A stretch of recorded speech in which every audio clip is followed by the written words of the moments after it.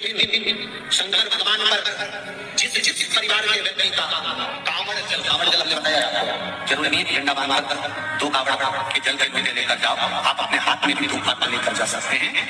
पंचमी तिथि के दिन हाथ में 2 लोटे जल के 2 कलश जल के जब हम शंकर भगवान को चढ़ाते हैं तो ऊपर जो कमंडल होता है शिव जी के ऊपर जलधारी होती है, जिसमें जया, विषहरा, शामली, बारी, द्रौपदी और देव शंकर भगवान की 5 बेटियां जिसमें विराजमान होती हैं। जब हम जल समर्पित करते हैं, हमारे पीढ़ी में, परिवार में अगर कोई अधोगति में मर गया होता है, कुंवारी अवस्था में चले गया होता है, गर्भ में मर गया होता है, गर्भ के बाहर निकलकर भी अगर कुंवारी अवस्था में चले गया होता है, तो श्रावण महीने की दोनों पंचमी तक परिवार का अगर कोई एक व्यक्ति भी जल चढ़ा देता है शंकर भगवान पर, तो सर्प की योनि में नहीं पड़ता, जीवन मुक्त हो जाता है, प्रेत योनि में, सर्प की योनि से मुक्त हो जाता है। पंचमी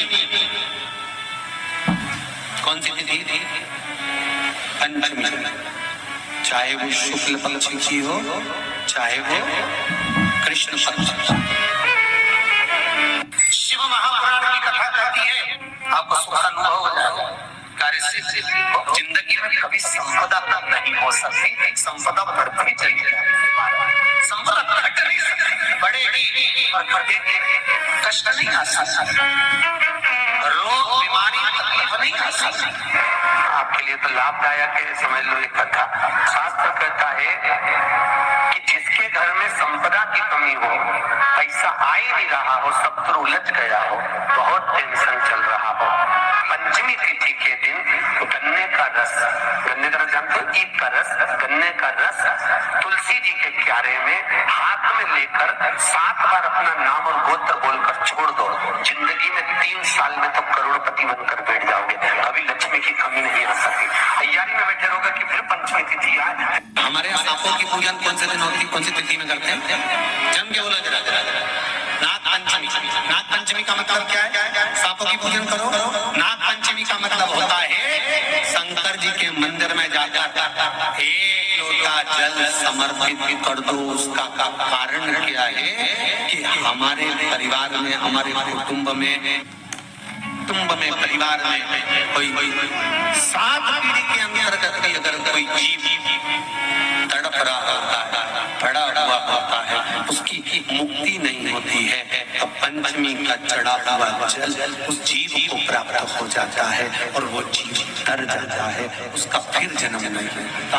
वो संपदा के लिए अर्थात जिसका व्यापार नहीं चलता, जिसके घर में पैसा नहीं आता, या नौकरी नहीं लग रही, या सर्विस नहीं लग रही, आप अप्लाई कर रहे हो, जगह जगह जाकर इंटरव्यू भी दे रहे हो और पैसा नहीं आता, तो उसके लिए प्रयास किया जाता है। पर उसके लिए यहाँ पर जो धन के लिए करते हैं, उसके लिए विष्णुपदी के लिए करते हैं। मतलब जैसे गंगा के जल में तुलसी के 11 पत्ते डाले जाते हैं और उसको किसी भी नारायण के मंदिर में राम कृष्ण शिव, शंकर नहीं, राम कृष्ण भगवान विष्णु दत्त आदि जितने नारायण के मंदिर है, उस मंदिर में किसी भी पात्र में, एक छोटे से पात्र में उसको भरकर रखी जाते हैं, उससे भी जॉब, सर्विस, नौकरी में सफलता प्राप्त हो जाती है। परंतु वो भी एकादशी को ही होता है।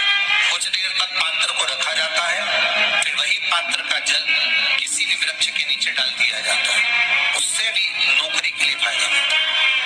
गंगा का जल को एकादशी और द्वादशी, इन 3 तिथियों पर एक रोटी में थोड़ा सा मीठा रखकर सोमक पितृ का नाम लेकर यदि गाय को खिला दिया जाता है, तो अगर कोई पूर्वज प्रेत योनि में भी पड़ा हुआ होता है, भटक रहा होता है, जिसको पिंड नहीं मिला, जो अचानक मर गया होता है, अधोगति में चले गया होता है, उस जीव की मुक्ति दशमी, एकादशी और द्वादशी 3 दिन सोमक पितृ का नाम लेकर रोटी में, पूरी में मीठा रख कर गाय को खिलाया जाता है। 3 दिन तक तो वो पितृ कभी भटकते नहीं है, उनको मुक्ति प्राप्त हो जाती है, मोक्ष में।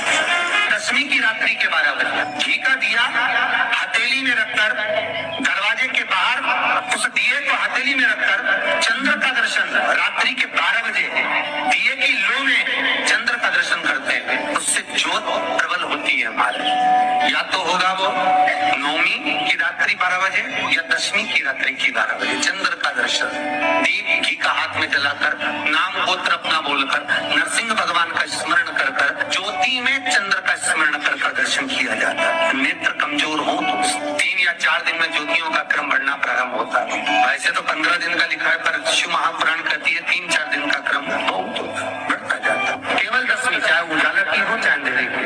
कौन से महादेव का नाम लेना है? शंभेश्वर महादेव। जब कोई व्यक्ति चिड़चिड़ करता है, क्रोध करता है, गुस्सा करता है, तो महाराज शंकर भगवान का शंभेश्वर महादेव का नाम लेकर 31 बेलपत्र, जिस व्यक्ति को क्रोध आता है उस व्यक्ति का स्मरण कर आखा चावल मतलब सेवे चावल के साथ एक बेलपत्र 31 बेलपत्र कर शिव जी के शिवलिंग पर समर्पित करी जाती है, मात्र 10वीं की तिथि के लिए। केवल 10वीं, चाहे उजाला की हो चाहे अंधेरे की। कौन से महादेव का नाम लेना है? शंभेश्वर महादेव, शिव जी का एक। छोटे छोटे बच्चे रहते हैं, कुछ बच्चों को माता जबरदस्ती के भोजन कराती है, खिलाती है, ठोकती मारती खिलाती है। कुछ बच्चे ऐसे रहते हैं वो कुछ खा ही नहीं पाते, मुख में दो और वॉमिटिंग कर देते हैं, उल्टी कर देते हैं। ऐसे बच्चों के लिए या जिस व्यक्ति को भोजन पचता नहीं और उधर में एसिडिटी रहती हो और जलन टाइप की होती हो, उसके लिए भी शंभेश्वर महादेव का स्मरण है। सुंदर व्याख्यान वर्णन किया है। शंभेश्वर महादेव के ठीक सामने अर्थात भगवान शंकर के किसी भी शिवलिंग के सामने एक तांबे के लोटे में जल रख लीजिए और जल के अंदर 3 बेलपत्र डाल दीजिए, एक पीतल का पत्ता डाल दीजिए, शमी के 11 पत्ते कलश को छुआकर शंकर के भगवान के शिवलिंग पर शंभेश्वर महादेव के नाम से चढ़ा दीजिए। उस जल को उठाकर ले आइए, एक रात्रि तक घर के अंदर रखना है। उस जल को शंभेश्वर महादेव का नाम लेकर जिस व्यक्ति को एसिडिटी होती हो या उधर खराब रहता हो या भोजन नहीं पचता हो या पेट से जुड़ी हुई प्रॉब्लम हो या बच्चों को भोजन कराते हैं और वो वोमिटिंग कर देते हो, ऐसे बच्चे को या भोजन नहीं खा रहा हो ऐसे व्यक्ति को उस जल को सवेरे दोपहर शाम 3 बार शंभेश्वर महादेव का नाम लेकर आचमन कराना प्रारंभ कर दो, पिलाना चालू कर दीजिए। 3 या 4 दिन पिलाओगे, अपने आप उधर में भी आनंद रहेगा, बच्चा भोजन करना भी प्रारंभ कर देगा। शंभेश्वर, जिसको साइटिका की बीमारी होती है या स्लिप डिस्क की बीमारी होती है या कमर की रीढ़ की हड्डी कहीं बांकी टेढ़ी होने लगती है या नसें चोक होने लगी हों, काम ना कर रही हों, तो उसके लिए कुंदकेश्वर महादेव पर आप कोई भी सफेद कलर के पुष्प भगवान शंकर के मंदिर में कुंदकेश्वर के नाम से 31 फूल समर्पित करना है। 31 पुष्प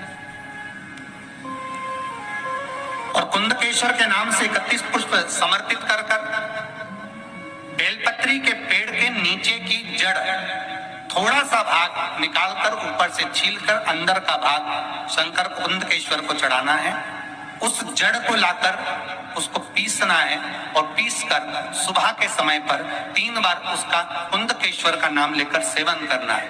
जिसको साइटिका और जिसको रीढ़ की हड्डी, स्लिप डिस्क, जिसको प्रॉब्लम होती है उसको बाबा कुंदकेश्वर एक ऐसे महादेव हैं क्योंकि भगवान शंकर के चरण पर पार्वती के द्वारा फेंका गया कुंद का प्रहार हुआ और उससे बाबा को चोट लगी, जिससे बाबा का नाम कुंदकेश्वर पड़ा।